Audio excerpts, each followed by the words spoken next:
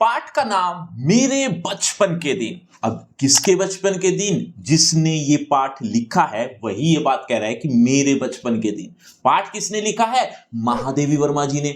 महादेवी वर्मा जी अपने बचपन के बारे में कुछ बातें याद करते हुए इस पाठ में लिख रही है, और वो क्या बातें हैं इसी के बारे में हम आज पढ़ने वाले हैं। तो बिना किसी देरी के करते हैं शुरू। नमस्ते, मेरा नाम आशीष है। देखो बच्चों, जैसा कि मैं पहले ही बता चुका हूं, इस पाठ की लेखिका का नाम है महादेवी वर्मा जी। महादेवी वर्मा जी ने इस पूरे पाठ में अपने बचपन के बारे में बताया है, जिसमें सबसे पहले लेखिका ने अपने परिवार के बारे में बताया है, और बताते हुए कहती हैं कि जब मेरा जन्म हुआ तो मैं 200 वर्षों बाद उत्पन्न हुई। उससे पहले लड़की का जन्म नहीं होता था, या होता था तो उसको परम धाम भेज दिया जाता था। मतलब इतनी बुरी स्थिति थी। लेकिन जब लेखिका का जन्म हुआ तो उसकी बड़ी खातिर हुई। उसके साथ ऐसा व्यवहार नहीं हुआ जैसा बाकियों के साथ होता था। लेखिका के परिवार में हिंदी का वातावरण नहीं था। उसके जो दादाजी थे वो उर्दू और फारसी बोलते थे, और उसके जो पिता थे वो अंग्रेजी के शौकीन थे, अंग्रेजी बोला करते थे। हिंदी का कोई वातावरण नहीं था। लेकिन जब उसके पिता की शादी हुई, यानी लेखिका की मां इस घर में आई, तो वो अपने साथ हिंदी लेकर आई। मां ने ही लेखिका को पंचतंत्र पढ़ना सिखाया, और उसके जो दादा, जिसको वो बाबा कहते थे, बाबा चाहते थे कि लेखिका उर्दू फारसी सीखे, लेकिन लेखिका की रुचि नहीं थी। लेखिका को जब कोई मौलवी सिखाने आए तो वो चारपाई के नीचे जा छिपी। उसके बाद मौलवी साहब नहीं आए। लेखिका की मां संस्कृत भी जानती थी, तो संस्कृत पढ़ना भी उसने लेखिका को सिखाया। बच्चों, लेखिका का नाम अभी थोड़ी देर पहले ही बताया है। एक बार जल्दी से कमेंट करके बताओ, देखना चाहता हूं कितने बच्चे ऐसे हैं जो बहुत ध्यान से सुन रहे हैं। अब आगे की कहानी ये थी कि लेखिका जब थोड़ी सी बड़ी हुई तो उसे एक स्कूल में डाल दिया गया। मिशन स्कूल था। मिशन स्कूल में जब डाला गया तो वहां का जो वातावरण था उसको वो नहीं भाया। इस वजह से वो उस स्कूल में जा ही नहीं पाई। फिर उसे वहां से निकालकर क्रास्थवेथ गर्ल्स कॉलेज इस नाम के स्कूल में डाल दिया गया, जो कि 5th क्लास में डाला गया। 5th क्लास में वो जब वहां गई तो उसका जो वातावरण था वहां काफी अच्छा महसूस करने लगी वो। इसके साथ साथ ये भी बताती है लेखिका कि वहां अलग अलग धर्मों की लड़कियां आया करती थी पढ़ने के लिए, और वहां जो मेज थी, रसोई थी, क्योंकि वहीं पर वो रहते थे, तो वो जो रसोई थी वो ऐसी थी कि वहां प्याज तक भी नहीं बनता था। कारण यही कि वहां अलग अलग धर्मों की लड़कियां वहां पढ़ती थी, तो किसी धर्म में प्याज मुनासिब होता है, किसी में नहीं, किसी को अच्छा लगता है, किसी को नहीं, तो इस वजह से वहां प्याज तक भी नहीं बनाया जाता था। हॉस्टल में एक कमरे में 4 लड़कियां रहती थी, और उसकी जो पहली दोस्त बनी, यानी लेखिका की पहली जो दोस्त बनी, वो बनी सुभद्रा कुमारी चौहान। नाम आपने सुना होगा, काफी फेमस हुई बाद में। उस समय तो वो 7वीं कक्षा में थी, यानी लेखिका से 2 साल बड़ी थी। ये वही सुभद्रा कुमारी चौहान है जिन्होंने झांसी की रानी नामक फेमस कविता लिखी है। सुभद्रा कुमारी तो पहले से ही लिखती आ रही थी, जिसको देखकर लेखिका ने भी लिखना शुरू कर दिया, लेकिन चुप चुप कर। इसके बाद सुभद्रा कुमारी, और हाँ, अगर आप क्लास 9th में है तो आपके लिए एक बहुत बड़ी खबर लेकर आया हूं।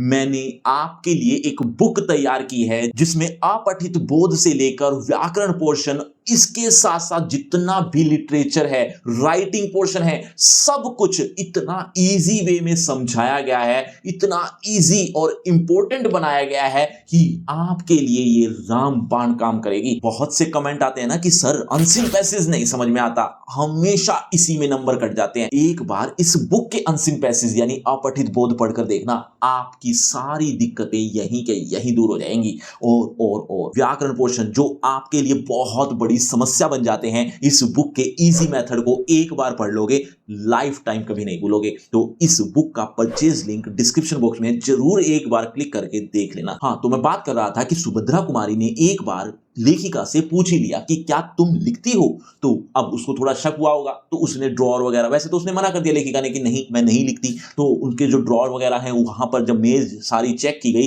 तो बहुत कुछ निकल आया, और सबको वो बता के आई, कौन? सुभद्रा कुमारी, कि ये भी लिखती है, ये भी लिखती है। इस तरह से सबको खबर हो गई, और उस दिन के बाद तो और भी ज्यादा दोस्ती वहीं से शुरू हो गई, लेखिका और सुभद्रा कुमारी दोनों के बीच। और जो वहां से दोस्ती का सिलसिला शुरू हुआ, उसके बाद साथ ही लिखना साथ ही मैगजीन्स में छपवाना, जैसे कि उस समय जो मैगजीन यानी पत्रिका छपती थी वो स्त्री दर्पण थी। स्त्री दर्पण में उनकी कविताएं छपती थी। कवि सम्मेलनों में हिस्सा लेना, ये सब काम इकट्ठे होने लगे। हाँ, हालांकि सुभद्रा कुमारी थोड़ा कम ही कवि सम्मेलनों में हिस्सा लेती थी या कम जाती थी, लेकिन लेखिका काफी जोर शोर से हिस्सा लेने लगी थी और 100 से कम पदक नहीं मिले होंगे उसे। इतने पदकों का होना ये दिखाता है कि लेखिका कितनी महान लेखिका शुरू से ही थी। एक बार तो लेखिका को चांदी का कटोरा मिला इनाम में। अब वो बड़ी खुश हुई, सुभद्रा कुमारी को भी आकर दिखाया कि मुझे ये मिला है। सुभद्रा कुमारी ने कहा, अरे वाह, बड़ा अच्छा है, बड़ा ही सुंदर है, इसमें कभी खीर बनाकर मुझे खिलाना। इस तरह के कहकर वो चली गई। कुछ दिन बीत जाने पर बापू वहां पर आए। अब बापू वहां पर क्यों आए? दरअसल वो समय था आजादी का। आजादी के आंदोलन के लिए काफी जोर शोर से प्रयास किए जा रहे थे,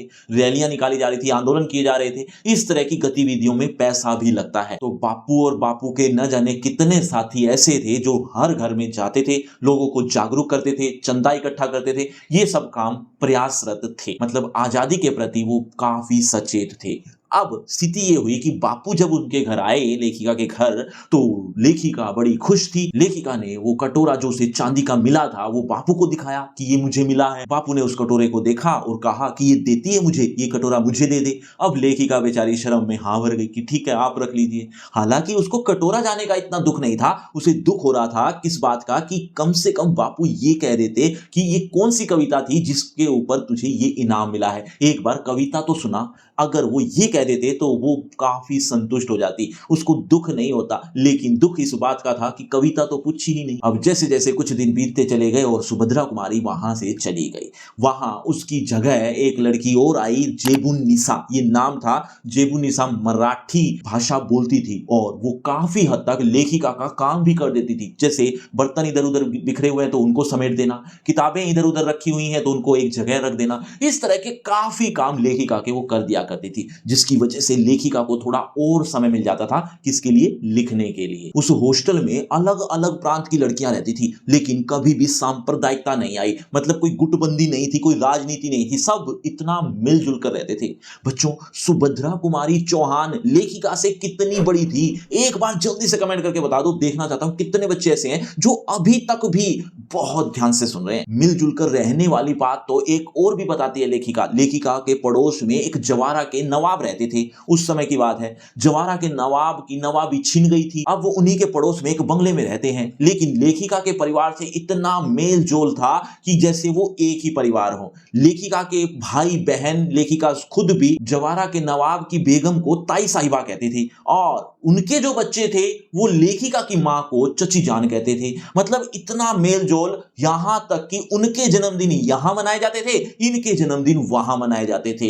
इतना मेल जोल आजकल कहां देखने को मिलता है। इवन लेखिका के भाई का जब जन्म हुआ तो नवाब साहब की बेगम ने ही उसका नाम रखा मनमोहन, और वही नाम आगे चलकर काफी प्रसिद्ध भी हुआ। इस पूरे पाठ का लिखने का उद्देश्य लेखिका अब बताती है कि उस समय इतना मेल जोल था, इतना मेल जोल था कि दो परिवार होते हुए भी एक ही परिवार माने जाते थे। एक ही परिवार, पूरा मोहल्ला ही एक परिवार होता था। ये एक तरह का सपना ही आज की स्थिति में। आज ये स्थिति नहीं है, आज तो एक सपना ही कह सकते हैं। अगर वो सपना आज सच होता तो सचमुच भारत की स्थिति कुछ और ही होती। बच्चों, अगर आप ये सपना सच करना चाहते हो तो वीडियो को शेयर और सब्सक्राइब करना ना भूलें। और अगर आप ये सोच रहे हो कि ये चैप्टर खत्म हो गया है, जी नहीं, अभी तो आपको इसी चैप्टर की लाइन बाय लाइन एक्सप्लेनेशन भी तो चाहिए होगी। इसके साथ साथ इंपॉर्टेंट क्वेश्चन, एक्सरसाइज क्वेश्चन और एमसीक्यू टाइप क्वेश्चन भी तो चाहिए होंगे।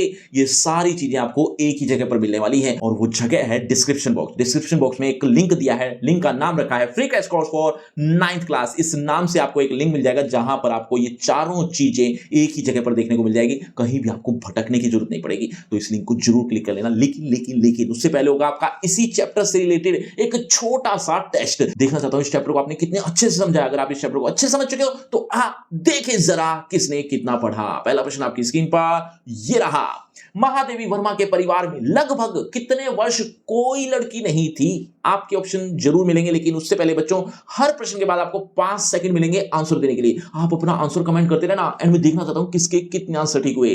महादेवी वर्मा के परिवार में लगभग कितने वर्ष तक कोई लड़की नहीं थी? आपके ऑप्शन आपकी स्क्रीन पर ये रहे। ए 25 वर्ष, बी 50, सी 100 वर्ष या डी 200 वर्ष। आपके 5 सेकंड, 5 4 3 2 1 0। सही उत्तर ऑप्शन डी 200 वर्ष। चलिए बच्चों, अगला प्रश्न आपकी स्क्रीन पर। छात्रावास में हर कमरे में कितनी लड़कियां रहती थी? आपके ऑप्शन ए 2, बी 3, सी 4 या डी 5। 5 4 3 2 1 0। सही उत्तर ऑप्शन सी 4। चलिए अगला प्रश्न आपकी स्क्रीन पर। महादेवी वर्मा को कवि सम्मेलनों में लगभग कितने पदक प्राप्त हुए थे? आपके ऑप्शन ए 25, बी 50, सी 75 या डी 100। 5 4 3 2 1 0। सही उत्तर ऑप्शन डी 100। चलिए अगला प्रश्न आपकी स्क्रीन पर। मनमोहन को नाम दिया था? आपके ऑप्शन ए ताई, बी मां, सी पिता या डी बहन। 5 4 3 2 1 0। सही उत्तर ऑप्शन ए ताई। तो बच्चों, ये है आपका रिपोर्ट कार्ड, ध्यान से देख लीजिए, पढ़ लीजिए। और हाँ, आपके टोटल मार्क्स कितने हैं ये कमेंट करना मत भूलना। और आपकी क्लास से रिलेटेड एक फ्री क्रैश कोर्स आ गया जो कि बिल्कुल फ्री है, लिंक दिया है डिस्क्रिप्शन बॉक्स में। इस लिंक का सबसे बड़ा फायदा ये है कि आपको आपकी क्लास से related A to Z syllabus with important material एक ही पेज पर देखने को मिल जाएगा। आपको कहीं भी भटकने की जरूरत नहीं पड़ेगी। तो इस लिंक को जरूर क्लिक कर लेना।